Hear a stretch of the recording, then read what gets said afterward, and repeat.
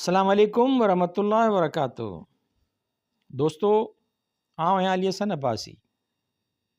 किताब आहे 12 ॾींहं। सिन्फ़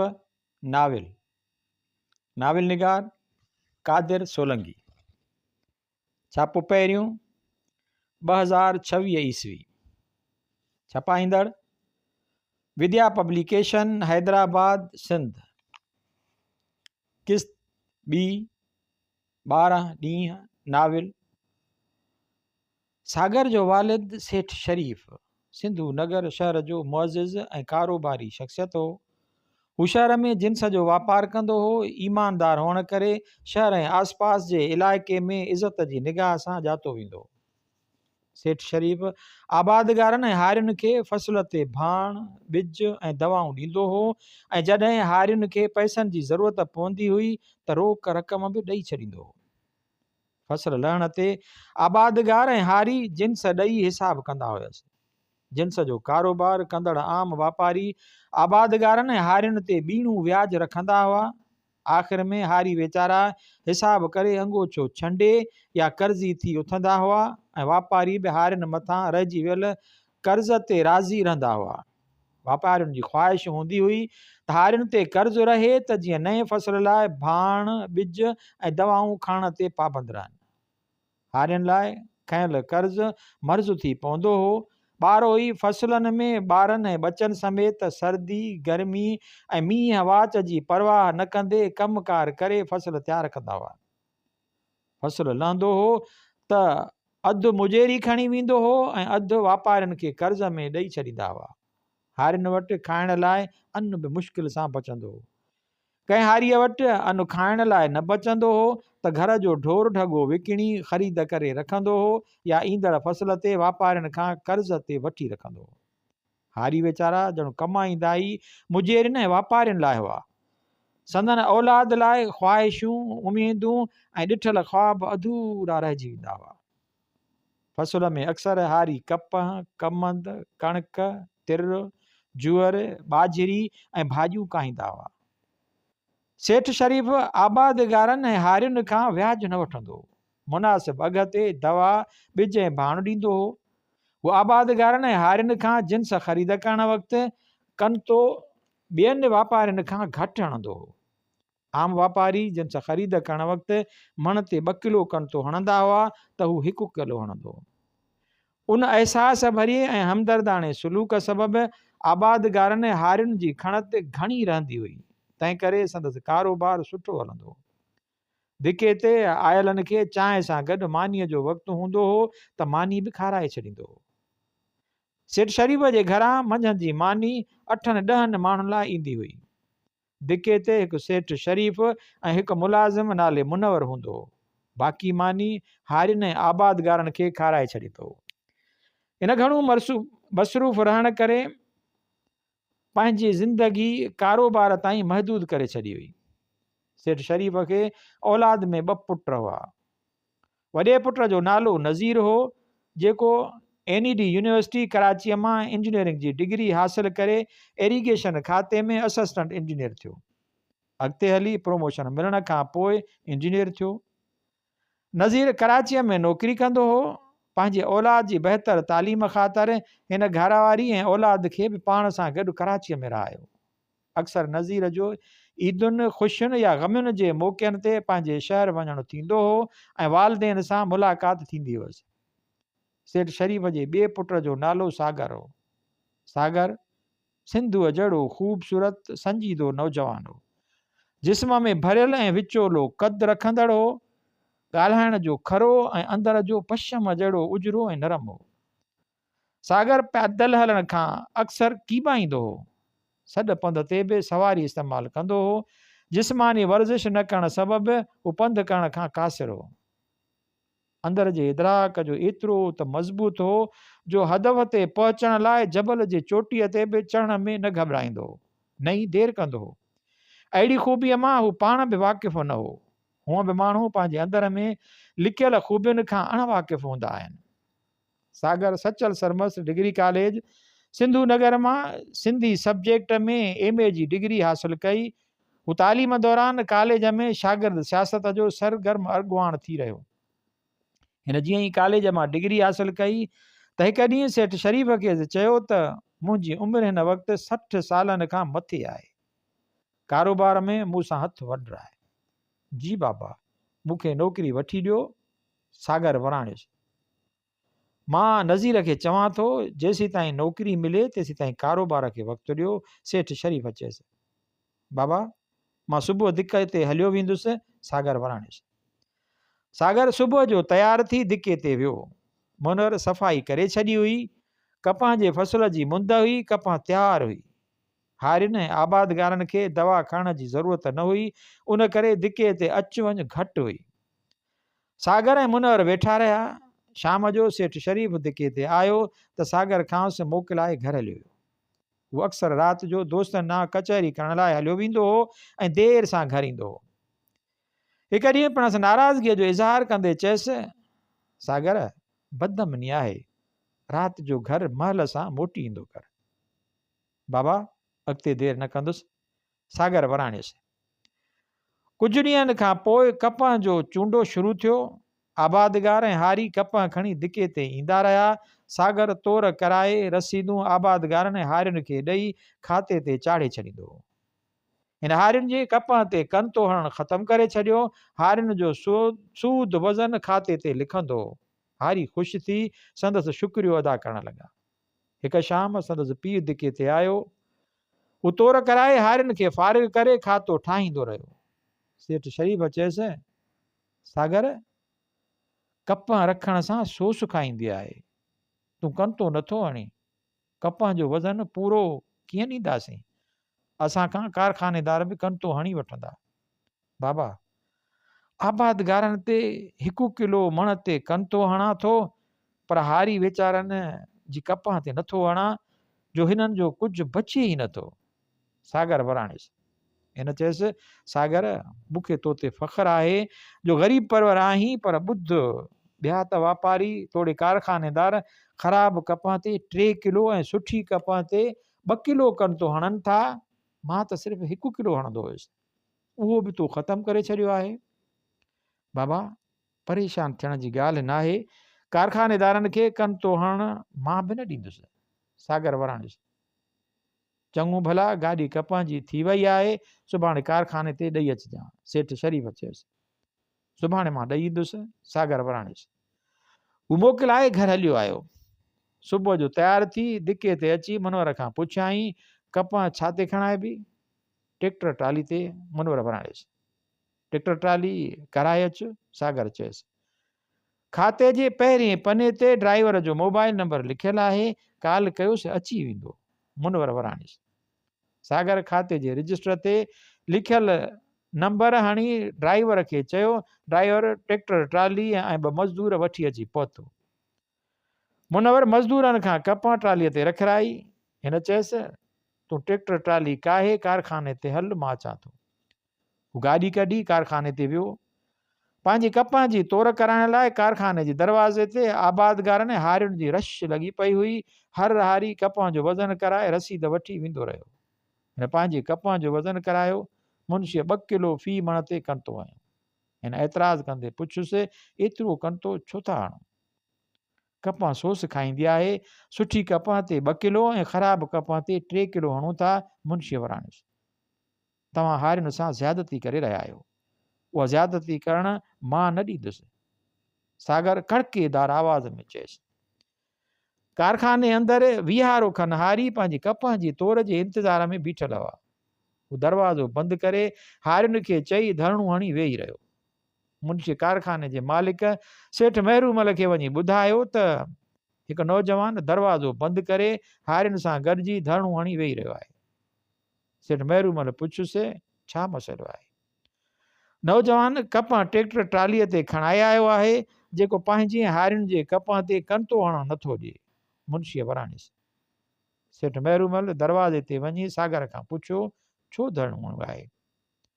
कंतो हणणु बंदि कयो, उहा हारियुनि सां ज़्यादती आहे। सागर वराणियुसि।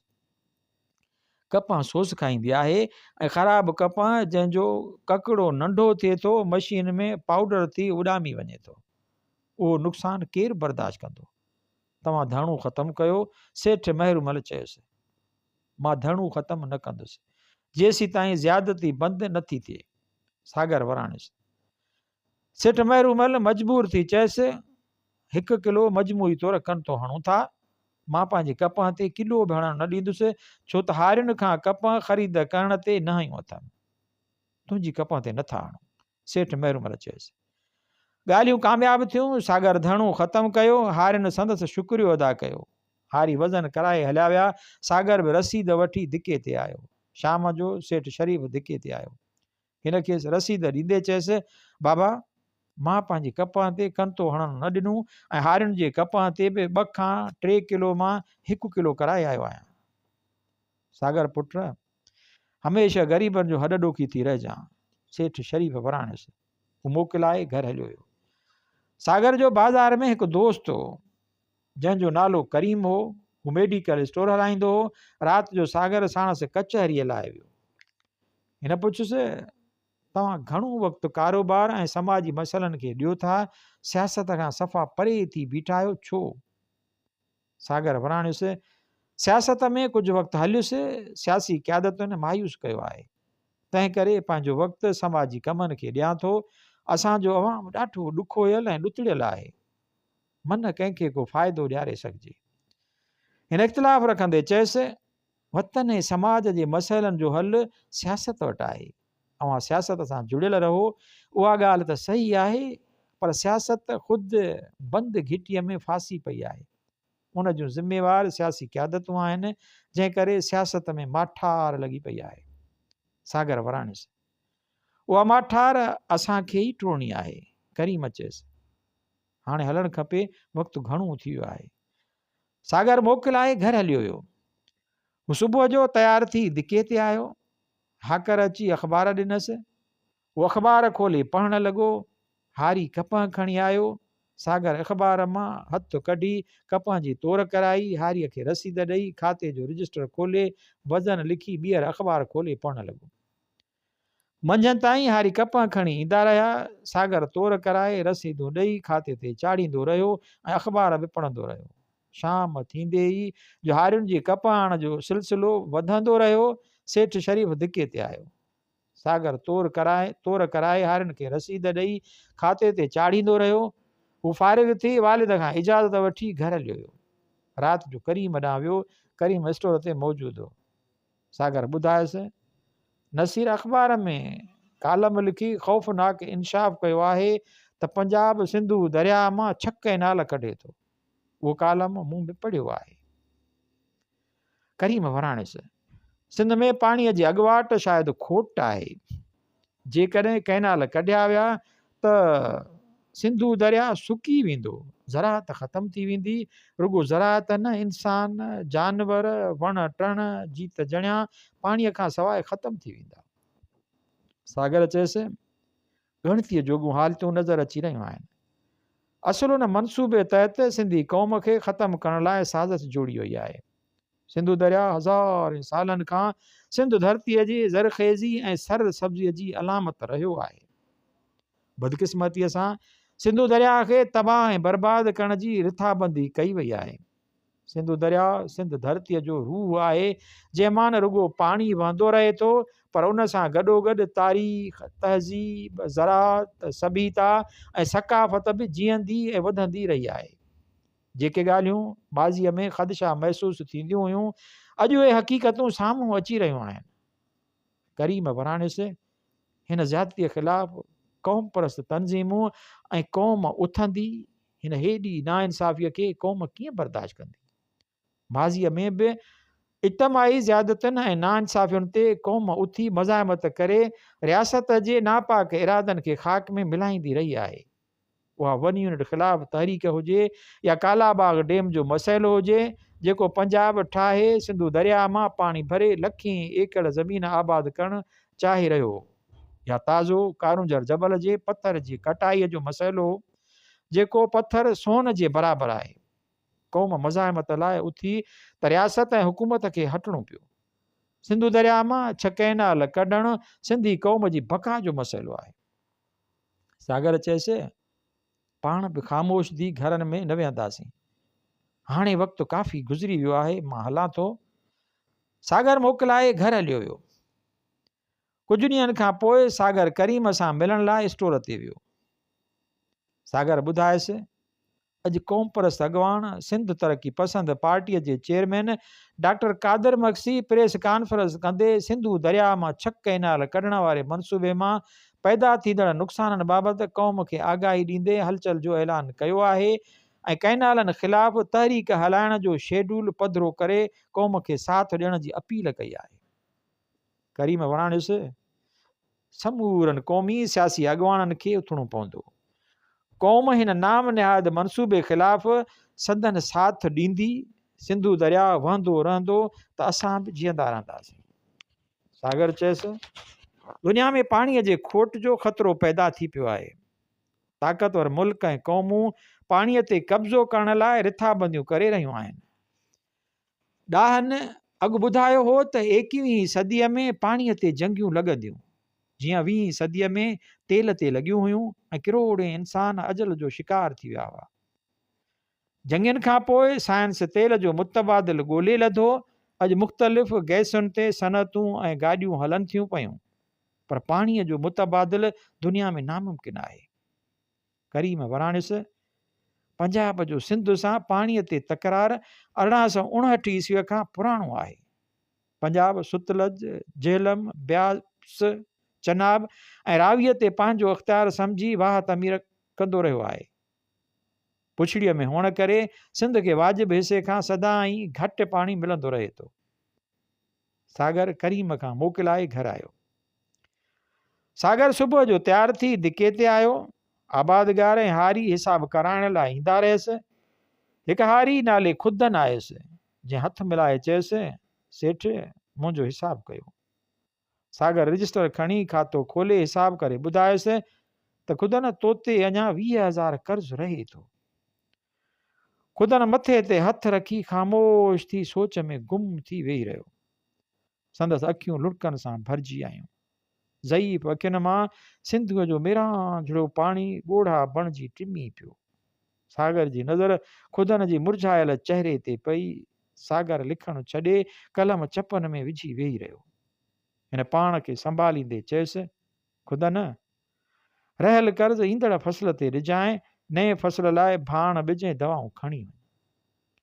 खुदन ख़ुश्क निड़ीअ मां ज़ोरीअ लफ़्ज़ कढिया, उहा त तव्हांजी महिरबानी। ईअं चई हू ख़ामोश थी वियो। सागर पुछियुसि, चाचा खुदन ॿियो हुकुम कर, तोखे छा खपे? खुदन ॾुखायल लहजे में वराणियुसि, सेठ न्याणीअ जी शादी कराइणी आहे। घोटे तां तारीख़ वठण लाइ ज़ोर भरे वेठा आहिनि। फसल लहण ताईं इंतज़ारु कराईंदो रहियो आहियां। हफ़्तो अॻु में अची चयाऊं त फसल लहण ते आहे, तारीख़ ॾे, तेसीं असां बि तयारी कयूं। मां कुझु ॾींहंनि जी मोहलत घुरी। फसल लहण जी ख़बर पवे घणो थो बचे। हू वेंदे वेंदे धमकी ॾींदा विया त जेकॾहिं हिन दफ़े तारीख़ न ॾिनई त असां छोकर खे कंहिं ॿिए हंधां परणाए छॾींदासीं। छोकिरो इंतज़ारु नथो करे सघे। मां न्याणीअ वारो परेशान आहियां। हिकु रिश्तो मिले नथो। जेकॾहिं मिलियो आहे ऐं उहो टुटी वियो त तकलीफ़ ईंदी। घरवारीअ खे छा ॿुधाईंदुसि ऐं न्याणीअ ते कहिड़ो असरु पवंदो। उहो ॿुधी सागर ॿीहर ख़ामोश थी वियो। एतिरे में ॿियो हारी जुमन आयुसि। चवणु लॻो, सेठ मुंहिंजो हिसाब कयो। सागर जुमन जो खातो खोले हिसाब करणु लॻो। खुदन वञण लाइ उथियो त सागर चयसि, खुदन वेह। खुदन वेही रहियो। सागर हिसाब करे ॿुधायुसि, जुमन तुंहिंजा 30,000 बचनि था। सेठ पैसा ॾियो। जुमन वराणियुसि। जुमन नए फसल लाइ भाण दवा ऐं ॿिज न खणंदे छा? सागर पुछियुसि। जुमन चयसि, सेठ ॿियो असांजो कहिड़ो सहारो आहे? तव्हां खां ई खणंदासीं। घरवारी बीमार आहे, उन जी दवा करायां। जुमन ॾुखारो थी वराणियुसि। तुंहिंजी घरवारीअ खे कहिड़ी तकलीफ़ आहे? सागर अहसास भरे पुछियुसि। सेठ साई थी पई अथसि। जुमन मायूसीअ में वराणियुसि। सागर अफ़सोस जो इज़हार कंदे जुमन खे पैसा ॾिना। हू मोकिलाए हलियो वियो। सागर खुदन खां पुछियो, तोखे न्याणीअ जी ॾाज लाइ घणा पैसा खपनि? सेठ असां ग़रीब कहिड़ो नियाणियुनि खे सोन ठाराए ॾींदा आहियूं, बसि 2-3 जोड़ा कपिड़नि जा हुजनि। खुदन बेवसीअ में वराणियसि। सागर 50,000 ॾींदे पुछुसि, खुदन पैसा काफ़ी आहिनि? सेठ महिरबानी घणा आहिनि? खुदन वराणियसि। खुदन भाण ॿिज खणी वञजांइ, पोइ पिया हिसाब कंदासीं। सागर चयसि, महिरबानी सेठ, हाणे मां हलां थो। खुदन मोकिलाए घर हलियो। हू घर पहुतो त ज़ाल हसरत मां पुछुसि, हिसाब कराए आयो आहीं? हिसाब में कर्ज़ी थी आयो आहियां। खुदन ॾुखारो थी वराणियसि। पोइ ज़ाल थधी आह भरी। सेठ शरीफ़ जो नौजवान पुटु धिके ते विहंदो आहे, उनखे अहवालु ॾिनुमि जंहिं 50,000 रोक ॾिना आहिनि। खुदन वराणियसि। फसल लाइ भाण ॿिज ऐं दवा बि ॾींदो। मूं महिल ॾुखारे लहजे में पुछुसि, वराणियाई? हा ॾींदो। एतिरे में हुसैन बख़्श आयो। खुदन हथ मिलाए वेहण लाइ चयसि। हुसैन बख़्श चयसि, खुदन तारीख़ वठण आयो आहियां। अदा हुसैन बख़्श, कहिड़ी बि तारीख़ मुक़ररु करे असांखे ॿुधाइजो। खुदन वराणियसि। हुसैन बख़्श वञण जी कई त खुदन चयसि, चांहि पी पोइ वञो। हिन मूमल खे चयो, चांहि ठाहे अचु। कुझु ई देरि में मूमल चांहि ठाहे खणी आई। हुसैन बख़्श चांहि पी मोकिलाए घर हलियो वियो। शाम जो सेठ शरीफ़ धिके ते आयो। सागर वालिद खे खुदन जो अहवालु ॾिनो। सेठ शरीफ़ चयसि, सागर पुट, फसलनि ते ख़र्च ॿीणा थींदा पिया वञनि। हुकूमत जिन्स जो अघु वधाए नथी। हर हारी मसलनि जी दुबण में फाथल आहे। असां हारियुनि सां केतिरो साथ ॾींदा रहंदासीं। खुदन ते अहसासु अची वियो, पाण खे जेतिरो थी सघे ओतिरो हारियुनि जो साथ ॾियूं। सागर वराणियसि। उहो त ठीकु आहे, पर पंहिंजा बि त ख़र्च आहिनि न। सेठ शरीफ़ चयसि, हाणे तव्हां भले हलो। सागर मोकिलाए घर हलियो वियो। राति जो सागर करीम सां मिलण लाइ वियो। करीम चयसि, सागर हल त होटल ते हली ॿाहिरीं हवा खाई ज़हन खे ताज़गी वठाए अचूं। स्टोर ते केरु वेहंदो? सागर पुछुसि। करीम चयसि, निसार आयो आहे, साम्हूं बीठो आहे, उनखे विहारियां थो। हू स्टोर मां उथी ॿाहिरि निकिता। सागर निसार सां हथ मिलाए ख़ैर ख़ैरियत मालूम कई। करीम चयसि, असां अचूं था, तव्हां स्टोर ते वियो। हू गाॾीअ में वेही शहर जी महिराण रेस्टोरेंट ते वञी वेठा। वेटर पाणी खणी अॻियां रखंदे पुछनि, साहब छा खाईंदा? करीम चांहि खणी अचण लाइ चयसि। वेटर चांहि खणण लाइ वियो। करीम पुछुसि, सागर फसुलु कीअं लथो आहे? सागर वराणियसि, पाणीअ जी खोट जे करे सोकड़ो पैदा थियो आहे। फसल जी उपत घटि लथी आहे। हारी ॾुखियुनि हालतुनि खे मुंहुं ॾेई रहिया आहिनि। करीम ॿुधायसि, पुछड़ीअ ॾे पाणीअ जी खोट अञा घणी आहे।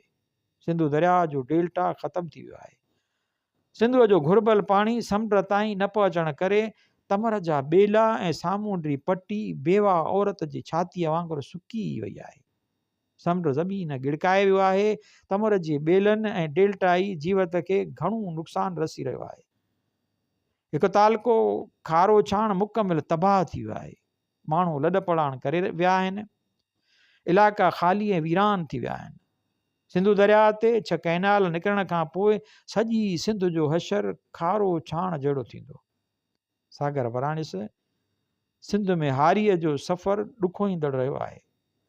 सिंध जा लखें हारी मौत जी दुबण में फाथल आहिनि। सिंध में जागीरदारी ऐं नीम सरमाएदारी निज़ाम हुअण करे हारियुनि जी हालत ॾींहों ॾींहुं ख़राब थींदी वञे थी। लखें हारी कुटुंब रोज़गार, तालीम, इलाज, साफ़ पाणी, गैस, बिजली, रोड ऐं ॿियनि बुनियादी हक़नि खां महरूम आहिनि। केतिरा ई हारी बुख खां शिकस्त खाई आपघात करे रहिया आहिनि। जदीद दौर में जबरी पोरीअ जी शकिल मौजूदु आहे। हर बाशऊर सिंधी पंहिंजी पंहिंजी ज़िमेवारीअ सां हिन ॾुतड़ियल ऐं महकूम तबिके खे फ़ाइदो ॾियण लाइ कोशिशि करे। करीम ॿुधायसि, हुकूमत ग्रीन इनक़लाब जो नारो मुतारिफ़ करायो आहे, जंहिंमें अस्करी क़ुवतूं ऐं वॾा जागीरदार शामिल हूंदा। हारियुनि ऐं पोरियतनि जी शमूलियत न रहंदी। ग्रीन मनसूबे में फ़ौज, पंजाब ऐं सिंध जे जागीरदारनि जी ॻठ जोड़ आहे। उहो ग्रीन इनक़लाब फ़ौजी क़ुवतुनि जे कब्ज़े कयल ज़मीनुनि खे आबाद करण जो मनसूबो आहे। अहिड़ियुनि हालतुनि में हितां जो हारी ऐं पोरियत मजबूर ऐं लाचार आहे। सागर वराणिस करीम सिंध जे अक्सरियती आबादीअ जो कारवांवार ज़रई मईशत सां लाॻापियल आहे। उहो तय आहे त सिंध जी मुआशी तरक़ीअ में ज़रई शोबे जो वॾो किरदारु आहे। हक़ीक़ी ज़रई पोखीअ खे नज़रअंदाज़ करे हिते ग़ैर मुल्की कारपोरेट सेक्टर खे हथी ॾिनी वञे थी, जेको अमल ज़रई समाज सां लाॻापियल हारियुनि लाइ हानिकार साबित थी चुको आहे ऐं ईंदड़ वक़्त में अञा वधीक नुक़सानकार साबित थींदो। हारी जहिड़ी हालतुनि में ज़िंदगी गुज़ारे रहिया आहिनि, उन्हनि जी हुक्मराननि ते को बि असरु नथो पवे। पूरी सिंध में हारियुनि जे मसइले ते तहरीकूं हलंदियूं रहियूं आहिनि, पर अॼु बि हारियुनि जूं हालतूं साॻियूं आहिनि।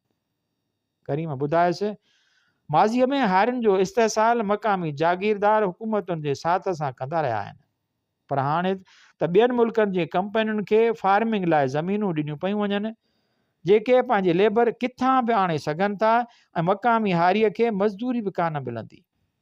हुक्मरान उन अमल खे जदीद तरक़ीअ सां भेटींदे ग्रीन कारपोरेट इनिशिएटिव जो नालो ॾेई रहिया आहिनि।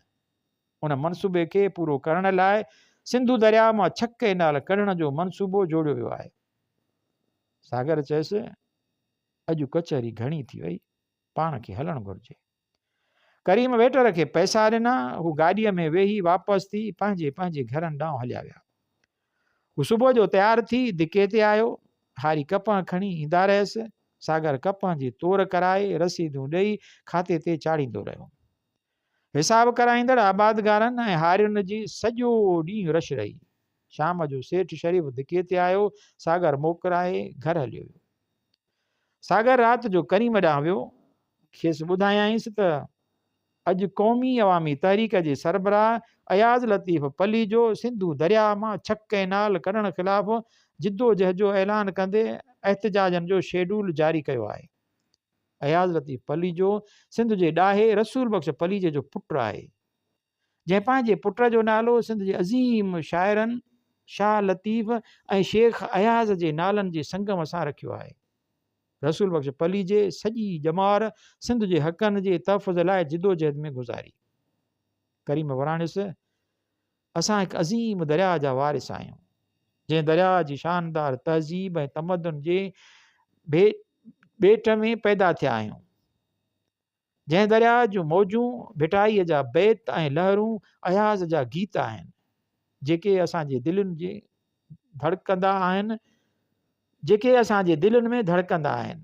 उहा सिंधु परगिणे ते सभिनी नदियुनि खां आगाटी आहे। सभु नदियूं उन मां पाणी भरींदड़ बानियूं आहिनि। सिंधु जॾहिं साणे हेॾां गजगोड़ करे डोड़ंदी आहे त आसमान ॾकी वेंदो आहे। उहा सिंधु नदी जेका इल्म ऐं फन जी देवी आहे, मुहन जी दड़े जा दरावड़नि जे लहरनि अॻियां सीस निवाईंदा हुआ, अॼु उहा हिरासियल ऐं ॾुखायल आहे। सागर जोश में ईंदे चयसि, करीम, सिंधुअ जे लहरनि खे तलवारूं बणाए दुश्मननि जा कंध कपींदासीं। करीम वराणिस, सागर, सिंधुअ जी तारीफ़ सां आसीस मिली रही आहे ऐं उत्साह पैदा थिए थो। उहो सिंधु दरिया असांजी पनाह आहे, उन करे असां तवंगर आहियूं। हीअ रावी, हीअ सतलज, झेलम सिंधुअ जे क़दमनि तां क़ुर्बान। हिन जो वजूद सरापा सावक ऐं सुराण आहे। उहो ई मेहरान आहे, उहा ई सुराण आहे। दुश्मन सिंधुअ जो रुख फेराइण ऐं फिटाइण जा ख्वाब ॾिसी रहिया आहिनि। हिननि जा इरादा ख़ाक में मिलाए छॾींदासीं। सागर चयसि, करीम, हाणे हलणु खपे।